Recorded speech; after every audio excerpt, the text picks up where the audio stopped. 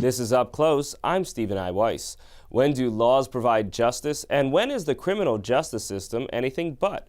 We'll be discussing those concepts as viewed by an editor of the New York Times op-ed section and one of the most famous philosophers of the 20th century.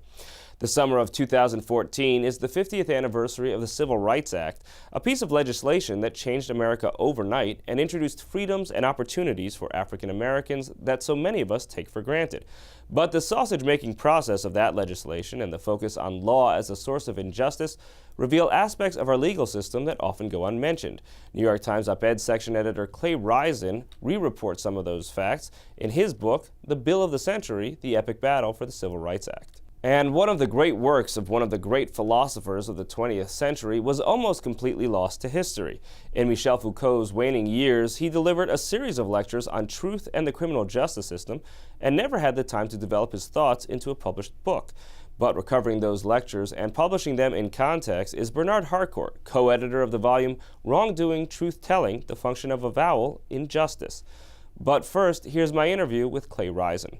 Why was the Civil Rights Act necessary? Everybody's heard about Brown v. Board of Education, which I think was 10 years earlier, and then you had civil rights legislation 57 and 60. But there was a sense that things were not good enough from that alone. What did the Civil Rights Act bring to the table? Well, in the decades before the Civil Rights Act passed, you had a lot of legislation occurring at the state level. So places like New York and Illinois and California were passing, pretty significant civil rights protections. But of course, those were places where discrimination on a legal framework, sort of de jure segregation was not really an issue.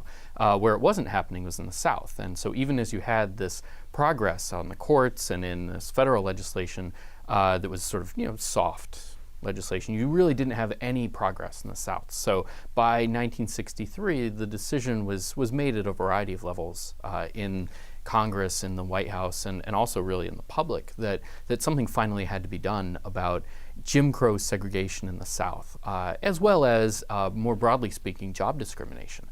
That was something that was not originally in the bill, but the sentiment grew that while we're doing this bill, we should also attack something that really is a problem for everybody, and that is workplace discrimination. And one of the things that your book made me think about is just how much all the discussion around civil rights at this point became about the law, in the sense that, we've all heard about Martin Luther King's idea of nonviolent disobedience and against laws that are unjust.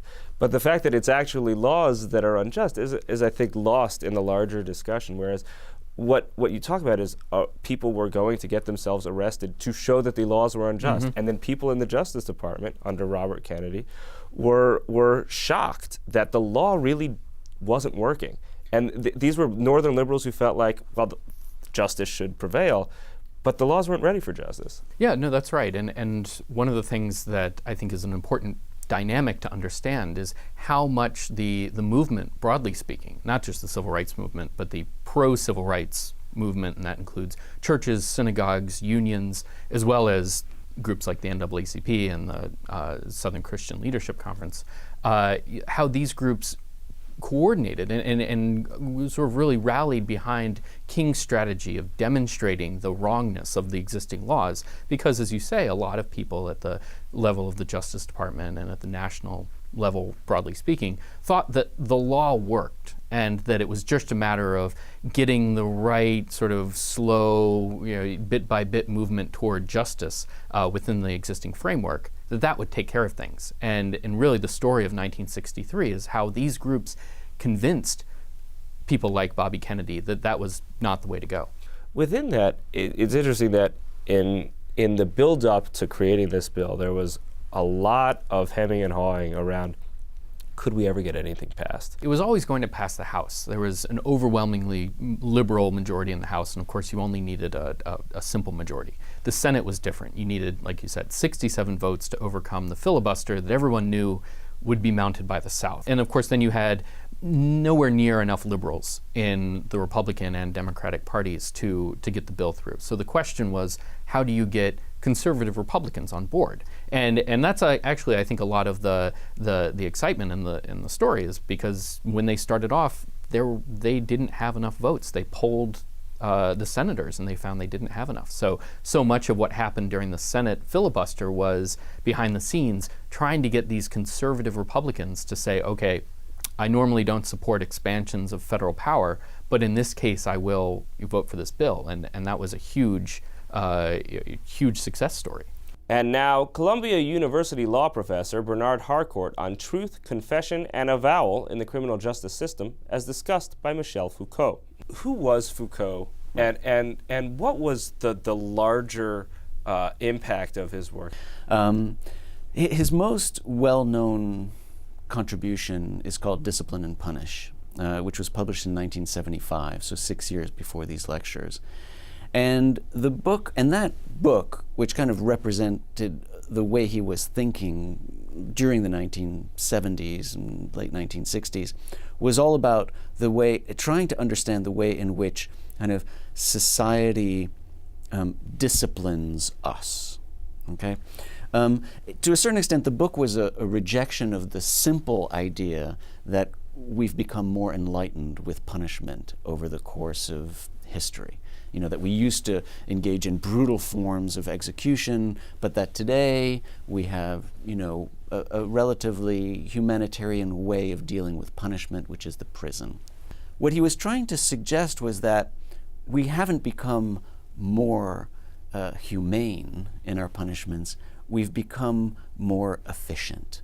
We punish better. We have this idea in our modern democracies that the law kind of is us because we create the laws. And so we are it is a body of laws created by a body politic, by a democratic body, and we're all parts of that.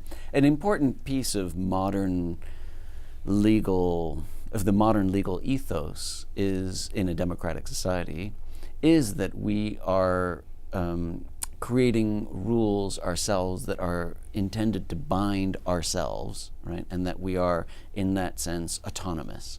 But of course, it does have that effect that kind of turning on itself, in the sense that since we've accepted the laws and since we define ourselves by that autonomy, we also have to accept the sentence that society imposes on us. What Foucault, I think, was doing there is trying to illustrate that we thought that we'd evolved past this. We thought that we'd gotten past this kind of classism and this kind of idea that we could force people to tell truths about themselves that would reinforce their position.